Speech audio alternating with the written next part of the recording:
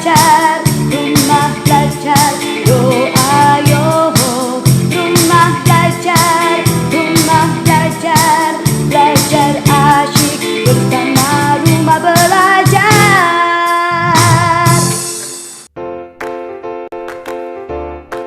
Assalamualaikum warahmatullahi wabarakatuh. Perkenalkan, saya Rini Basri, guru matematika dari SMA Negeri 1 Sungai Apit, Kabupaten Siak, Provinsi Riau.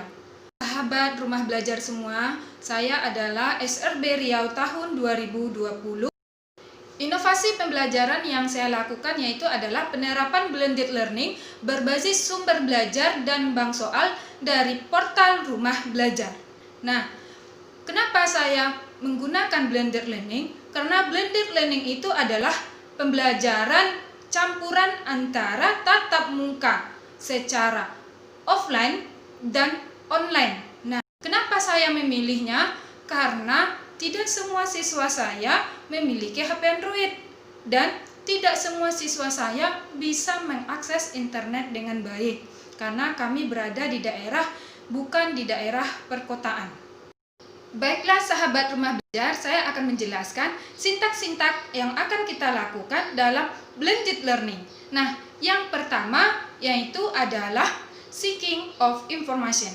Artinya di sini kita mencari dan membagikan informasi. Nah, ini saya menggunakan salah satu fitur yang ada dalam portal rumah belajar, yaitu sumber belajar.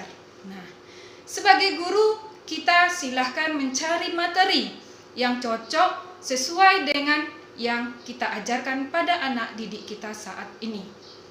Kebetulan saya adalah seorang guru matematika dan materi yang saya ajarkan pada anak didik saya untuk siswa kelas 11 yaitu adalah materi turunan.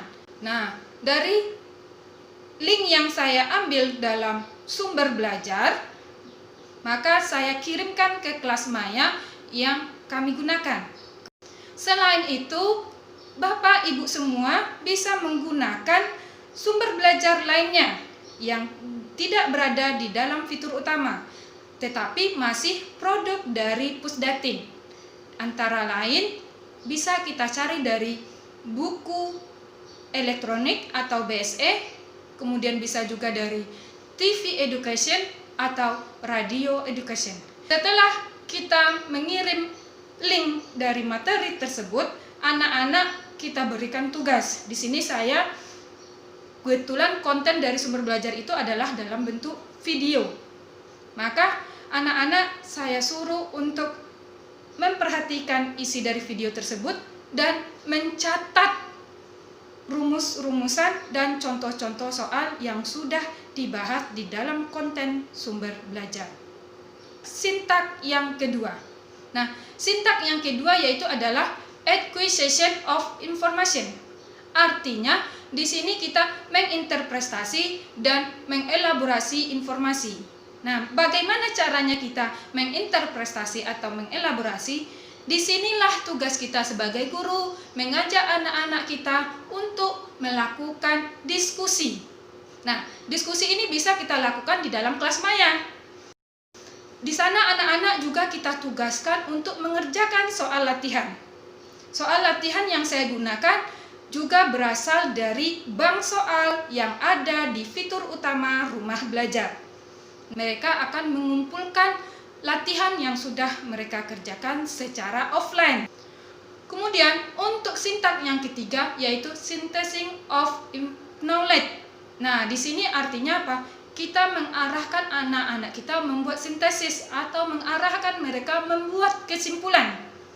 Nah, bagaimana caranya? Akan lebih baik kita melakukannya secara online atau tatap muka online. Kita minta anak-anak kita untuk menyampaikan kesimpulan dari apa yang sudah dipelajarinya dan dari soal yang sudah mereka selesaikan. Demikianlah penjelasan saya tentang pemanfaatan portal rumah belajar dan menerapkannya melalui inovasi pembelajaran yang kita gunakan selama pembelajaran.